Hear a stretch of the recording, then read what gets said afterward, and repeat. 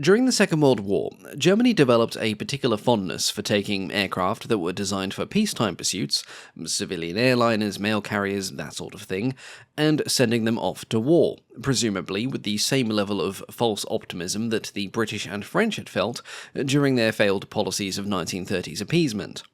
Aircraft, originally designed to ferry mail or passengers, suddenly found themselves dodging flak and hauling bombs, usually to their great distress. Among the more famous of these conversions was the Focke-Wulf FW-200 Condor, which is frequently cited as a best-case scenario when it comes to the success of these conversions, though that judgment holds true largely in relative terms only, rather than reflecting genuine suitability for combat operations. Even this supposed poster child of civil aviation turned militant was plagued by issues thanks to its airline origins. Chief among these was an alarming tendency to break its back during landing, a phrase which, in this case, was not metaphorical. Burdened by military payloads far beyond what its designers had intended, the Focke-Wulf 200 would occasionally suffer catastrophic structural failure upon returning to the Earth, which was hardly ideal for an aircraft expected to do so on a regular basis. Today, we turn our attention to another member of this lesser-known and often troubled group of aircraft. This one, however, comes from one of my favourite aircraft manufacturers. Favourite not for their reliability or widespread success, but for the simple fact that they consistently produced aircraft so strange, so outlandishly shaped, that one could be forgiven for assuming that the design team had been given a bottle of schnapps and a set of crayons. I am, of course, referring to the innovative but mad Blohm Voss. Now, if Blohm Voss were a dinner guest at my house, they would be the sort to rearrange the cutlery and insist the soup be eaten with a fork, just to see if it could be done. But on a surprisingly regular basis, and despite protestations from the laws of physics, their aircraft usually worked. And one of these is the focus of today's video, the Blohm Voss Ha-139, a floatplane as unorthodox as it was effective, at least until someone had the inspired idea to militarize it. The Ha-139 had a number of claims to fame, not least of which was a brief stint as the largest floatplane in the world, a record that lasted just long enough to be impressive without being actually useful for anything. It was also a mechanical rarity, being one of the few aircraft of its class powered by diesel engines, which offered greater fuel efficiency at the small cost of being utterly temperamental. And, naturally, the moment somebody decided to convert it into a military platform and paint it in camouflage, it promptly lost both its effectiveness and its aesthetic appeal. The result was a plane that could no longer do what it had originally done well, and wasn't terribly good at anything else either. But to understand how this oddity came to be, we must go back to a time before the war, and before the aircraft was asked to do things it had no business in attempting. Its origins can be traced back to roughly 1934. By the mid-1930s, transatlantic aviation was still very much a matter of post rather than people. Though Alcock and Brown had managed the first non-stop crossing of the Atlantic back in 1919, flying a Vickers Vimy, it would take almost another 2 decades before regularly scheduled passenger services caught up with their early optimism. Passenger flights was still something of a novelty in the 1930s, often impractical and frequently terrifying, so most long-range operations were centered around delivering mail and cargo instead of people. In Germany, Deutsche Lufthansa had established its first transatlantic mail route in 1934, with the French quickly following suit in 1935. Airmail was rapidly proving not only to be profitable, but also politically symbolic. A nation that could deliver airmail across oceans looked rather more modern and capable than one that couldn't. Basically, it was aerial bragging rights. Lufthansa, having carved out a respectable corner of the market, was keen to remain on top, and to that end, the German flag carrier did what all responsible monopolists do when the competition begins sniffing around. It demanded new hardware. In the summer of 1934, Lufthansa formalized its requirements for a new mail carrier. It wanted a floatplane that was capable of carrying 400 kilograms of cargo over 5,000 kilometers, cruising at a speed of 250 kilometers per hour. And, crucially, they wanted one that could be catapult-launched from a ship, thereby saving fuel and opening up mid-ocean operating possibilities, which would include refueling at sea, provided it was calm. That final requirement, the catapult launch, was arguably what defined the aircraft that followed. It introduced a set of constraints that practically ensured this would be a bespoke design, and a rather unconventional one at that. And so, in a risky move, rather than invite multiple companies to submit proposals, Lufthansa went directly to just one, the aircraft manufacturing arm of Blohm Voss. Now, this was something of a brave and perhaps questionable choice, as the company was not yet the well-known and slightly insane manufacturer it would go on to become. Blohm Voss was best known as a shipbuilder, and although it had recently expanded into aircraft production, it was still a newcomer in this field. In fact, the aircraft that would result from this, designated the HA-139, was only the third serious design to come out of its drawing office. The first, the HA-137, looked like the forgotten love child of a Heinkel 112 and a Junkers 87, and the second, the HA-138, was an interestingly proportioned flying boat that would go on to have quite a successful career, and one that's already been covered on this channel.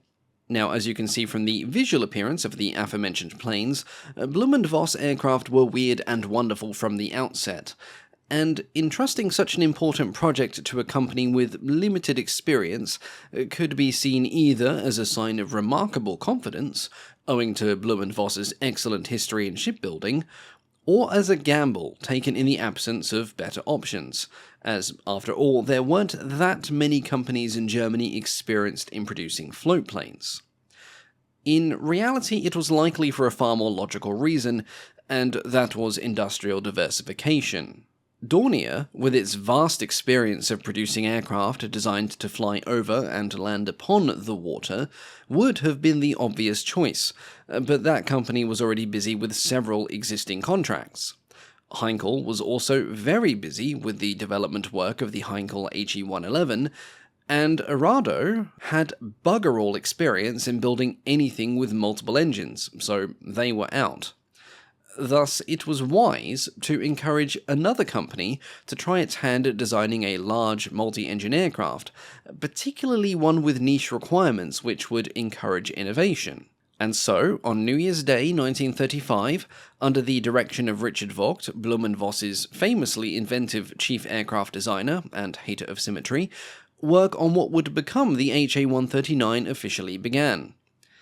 And I must now immediately go on another brief tangent here, as it's worth quickly addressing the aircraft's designation, as this often causes confusion among those not intimately familiar with Blohm & Voss aircraft, which is approximately 99.998% of the Earth's human population and maybe a few cats as well. Although most people associate Blohm & Voss aircraft with the BV prefix, the HA-139 is one of several early designs that carried the HA designation, which was short for Hamburger Flugzeugbau. This was the name of the aircraft manufacturing subsidiary that was originally created by Blohm & Voss in the early 1930s. Hamburger Flugzeugbau was established in 1933 as a nominally separate entity to allow Blohm & Voss, a major shipbuilder, to enter the aviation industry without drawing too much attention from foreign governments, who were still keeping a wary eye on German rearmament. Thus, early designs like the HA-137 and 139 bore the HA prefix accordingly. However, as rearmament accelerated and political sensitivities waned, the distinction became unnecessary. Just 2 years later, by 1937, Hamburger Flugzeugbau was more openly operating under the Blohm & Voss name, and aircraft designations were updated to reflect this change. Hence the now familiar BV prefix, which we see on later models like the BV222 and the famously asymmetrical BV141. Some aircraft even had their prefixes changed. For example, the HA-138 became the BV-138. The HA-139, having been developed before this rebranding, retained its original designation. Its lack of a BV prefix is therefore not an oversight, but simply a reflection of when it was originally designed. Anyway, back to the HA-139 itself. From the outset, there were competing requirements that had to be addressed. On the one hand, a transatlantic aircraft would naturally lean towards a large and heavy airframe. But on the other, the need for shipboard catapult launches limited just how large and heavy it could become. Adding to this, a safety stipulation required that the aircraft also had to be able to continue flight in the event of 2 engine failures, a redundancy that in practical terms made a 4-engine aircraft non-negotiable. In long-range maritime aviation, flying boats were the typically preferred solution. Their large, buoyant hulls not only allowed for safe landings on open water, but also offered ample internal volume for cargo and, perhaps more importantly, fuel. There's a reason flying boats dominated this early era of long-distance international air travel. It was just a natural fit for the technology of the time. However, flying boats were also heavier, more complex, and not particularly well suited to being hurled off the front of a ship via catapult. Floatplanes, by contrast, were more streamlined, more launch-friendly, and lighter, but they were also limited in capabilities. To try and strike a balance between his aircraft's conflicting requirements, Richard Vogt saw a potential solution in the use of diesel engines. Now, diesel power was extremely rare in aviation, mostly because of the drawbacks. Diesel engines were heavier, they were less responsive, and prone to misbehaving in cold weather. But they did also have some merits. They offered superior fuel economy and more torque than petrol engines, which made them well suited to long-range, steady flights in heavy aircraft at moderate speeds. Thus, Blohm Voss opted for the Junkers UMO 205C, which was a 6-cylinder opposed-piston diesel engine which produced approximately 600 horsepower. With the power plant selected and a broad outline settled upon, a formal design began to take shape. The proposed aircraft would measure 20 meters in length, with a wingspan of 29 meters and a height just shy of 5 meters. The wings featured a constant chord across much of their span, a design that simplified construction and structural calculations, particularly useful for an aircraft expected to operate over vast oceanic distances where, funnily enough, maintenance opportunities would be few and far between. The wing layout also featured an inverted gull wing profile. The inner sections of the wing angled downward from the fuselage before angling back upwards at the points where the pontoon struts were mounted. This distinctive configuration, famously seen on several aircraft of this era, was not merely aesthetic. In the HA-139's case, the inverted gull wing served several purposes. First, it reduced the length of the struts that were required to mount the floats, which in turn lowered aerodynamic drag and lessened structural stress at the float attachment points, which was critical for water operations, especially in rough seas. Second, it allowed the engines to sit higher on the wing without raising the entire airframe, helping to reduce the risk of seawater ingestion during takeoff and landing. And finally, the outer wing sections incorporated a gentle dihedral, improving lateral stability in flight, a welcome trait in a large aircraft that would frequently be flying at low altitudes above open water. Now, moving on to the fuselage, the nose was streamlined and housed a compartment for emergency equipment. It included a lifebuoy, rope, first aid kits, an inflatable dinghy, the usual practical concessions to the possibility of ending one's journey in the Atlantic. The cockpit was set just aft of this, with the 2 pilots sat side by side. The flight engineer was located behind them on the starboard side, and the navigator, who was also responsible for radio operations, was on the port side. The crew compartment was compact, and deliberately so, allowing the rear fuselage to be reserved for cargo, a lavatory, which was essential on 18-hour journeys unless you fancied flying with a bucket, and a small space for either a 5th crew member or for an especially brave passenger. Now, one of the aircraft's more distinctive internal features, not seen from the outside, was the use of its main wing spar as an auxiliary fuel tank. This was a recurring innovation in Richard Vogt's designs. It was a clever, if faintly disquieting way of saving space, and it allowed the HA-139 to carry over 6,000 litres of diesel without compromising on either structure or payload. It was a clever solution as long as you didn't spend too long thinking about what might happen if something bad happened to the wing, say, for example, during an accident. Moving on to the power plant, the 4 Junkers engines were mounted in a clean arrangement on the wings, with their main air intakes built into the pontoon struts. And 4 auxiliary intakes were installed under the wings to supplement the airflow, should the engines get overworked or the main intakes get somewhat damp. With the design finalised, construction of the first prototype then proceeded through 1935 and into 1936. Known as Work Number 181, it was completed in the second half of that year and made its maiden flight on the 9th of October, with Flight Captain Vasser Chodok at the controls. The test lasted around 45 minutes and was, by all accounts, entirely uneventful, a rare and welcome outcome in the world of aviation prototyping for this time, where eventful usually implied something either caught fire or fell off. The aircraft was then passed over to the Reich Air Ministry for a more thorough inspection.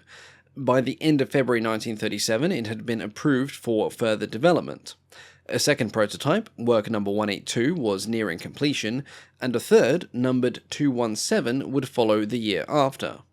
With 3 prototypes constructed and cleared for operational evaluations, the HA-139 entered its testing phase just as tensions in Europe were beginning to make headlines. Nonetheless, from a technical standpoint, things were progressing well. The aircraft's catapult launch capabilities were tested extensively, with launches at weights ranging from 11 to 17 loaded tons. Remarkably, all these tests were completed without serious incident, a notable achievement considering the process involved flinging an aircraft the size of a small house off a platform using hydraulic force. By October 1938, the HA-139 had progressed to making transatlantic test runs, flying between the Azores and New York City. These weren't full commercial flights, but rather technical practice runs. Lufthansa was hoping to expand operations to North America, and the HA-139 was being proposed as the ideal aircraft for the job. However, by the end of October, Lufthansa's application for a postal license, which was required for commercial operations in the United States, was formally rejected. And so, for the time being, the HA-139s were reassigned to the South Atlantic, operating between Gambia on the west coast of Africa and Brazil. From late October 1938 until August of 1939, a span of 10 months, these 3 aircraft completed the journey no fewer than 64 times without incident or complaint. It was, all things considered, a successful but quiet chapter in the life of an aircraft that would shortly be asked to do far less sensible things. This happy interlude came to an abrupt end on the 30th of August 1939, when a directive from the Reich Air Ministry halted all operations. The reason, as you might have guessed by the date, had something to do with a rather large event the Germans were preparing for, set to begin just 2 days later on the 1st of September. The crews and their aircraft sat idle for a day, and then, on the 31st, all Lufthansa seaplanes were formally requisitioned by the Luftwaffe. The seaplanes were ordered to be flown to Travemünde, and by the 9th of September, all 3 HA-139s had arrived, joining 2 Dornier 24s and 4 Dornier Do-26s. What followed was a period of deliberation as to how best repurpose the HA-139s for military service. By late September, only the 3rd aircraft, which was named Nordstern, had been selected for conversion, receiving new defensive armament, with the exception of the tail position, which ran into minor complications, which was a polite way of saying it didn't work. The nose was lengthened and fitted with greenhouse-style glazing, which provided room for an observer, who could also operate a forward-facing 7.92mm MG-15 machine gun. Another machine gun was installed in the overhead hatch, to be operated by the radio operator, and 2 more MG-15s were mounted in staggered positions along the rear fuselage. This brought the crew total up to 5, and it increased the aircraft's takeoff weight to 19,000 kilos, which was hardly a lightweight figure, but then subtlety was never the strong suit of these early war conversions. The newly outfitted aircraft was then redesignated as the HA-139B and named Umbau, meaning reconstructed, a term as diplomatic as it was vague. After this, it was sent off for armament trials. These trials involved mounting various weapons in the forward position to determine what worked best. Alongside the standard MG-15, a rare 20mm MG-204 cannon was tested, a weapon so uncommon that it was fitted to barely a handful of machines. Unfortunately, its recoil and muzzle blast proved far too much for the structure, damaging both the mount and surrounding airframe. As a more practical stopgap, the 13mm MG-131 was tested and found to be far more agreeable. It was reliable, effective, and unlikely to dismantle its own housing. By the 17th of January, 1940, preparations were underway for the aircraft's first test flight in its modified configuration. But, and this seems to happen alarmingly frequently with aircraft I like to cover on this channel, things began to go wrong almost immediately.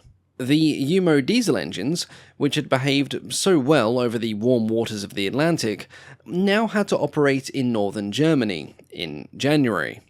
It was quickly discovered that they were not, shall we say, enthusiastic about this arrangement.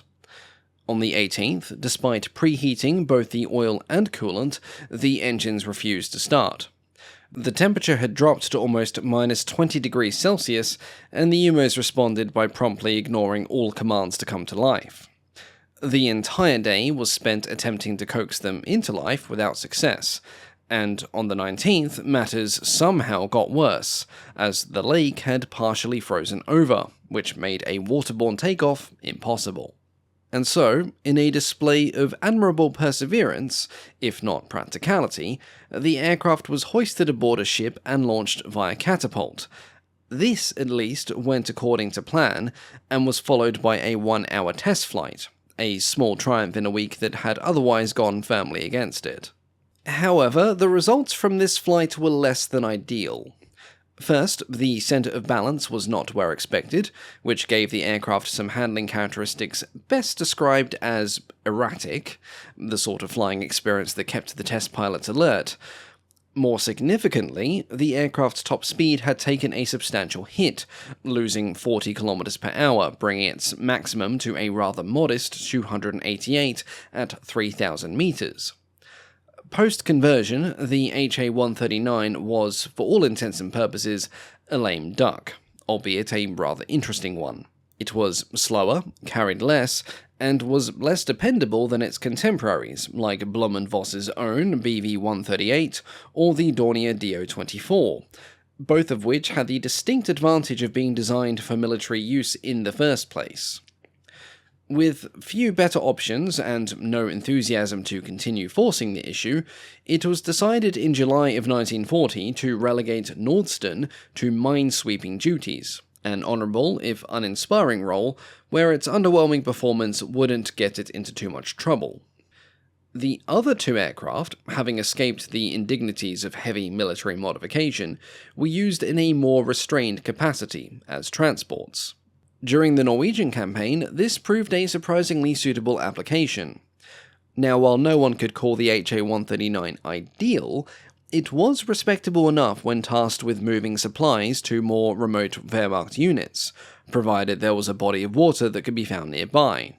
Still, there was no shortage of more capable types available, and once the Norwegian campaign wrapped up in June of 1940, the two HA-139s were quietly returned to Travemünde, where they resumed their primary wartime function, which was being largely forgotten.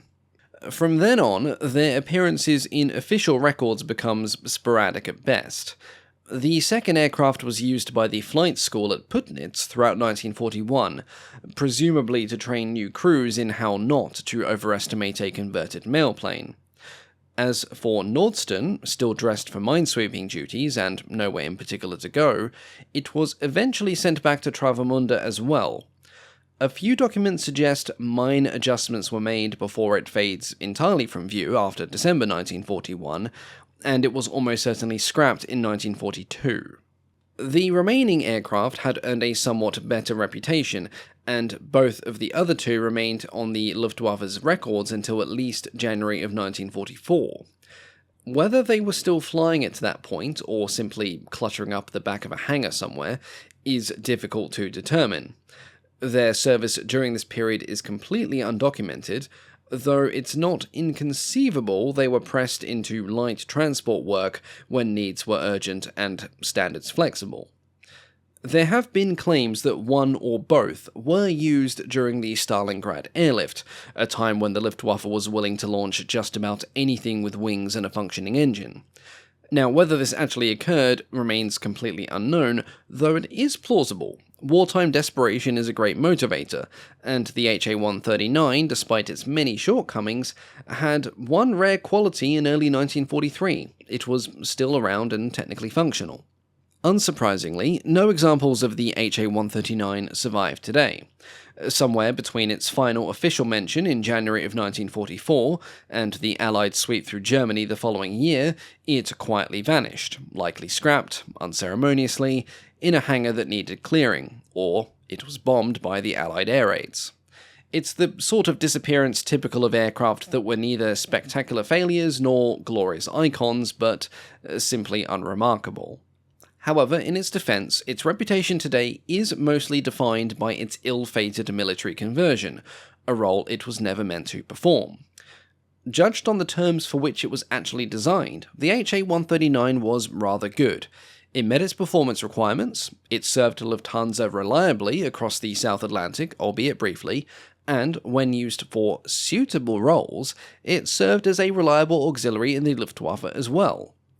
For a brief period, it even held the title of the world's largest floatplane until 1940, when the Italians, with typical flair, introduced the canned Z511, which rather eclipsed it in size, range, and dramatic presence. Still, the Ha-139's achievement was not insignificant. It was, after all, a purpose-built transoceanic floatplane in an era where such machines were very few and far between. But even more importantly than that, it was an aircraft designed and built by Blohm Voss that actually looked not half bad. As always, thank you all so much for watching, and a big thank you, of course, to the Patreon supporters. Big apologies for the delay on this one. It was meant to be up a week ago, but I'm about to move house again, and I also had a cold, and things are a little bit chaotic at the moment, i.e. my logistical situation is utterly shagged. But I'm hoping for this to be a quick and easy move, so interruptions should be minimal, provided I don't get another bloody blocked nose again. A big thank you, of course, to our Wing Commander tier patrons, our highest tier supporters, and as some of you have asked for it, there will be some sort of new, crazy 4th tier available on Patreon coming soon. I'm still working the exact details out, but it's essentially going to be the Wing Commander tier plus bragging rights for having too much disposable income and far too much love for me. Honestly, all of you are just wonderful. You're just so wonderful. The constant support I'm getting on here is just very encouraging, and I shall continue to work hard and do your contributions proud. But anyway, that's enough waffling for today. Thank you all so much for your continued support, and I shall catch you all next time. Goodbye.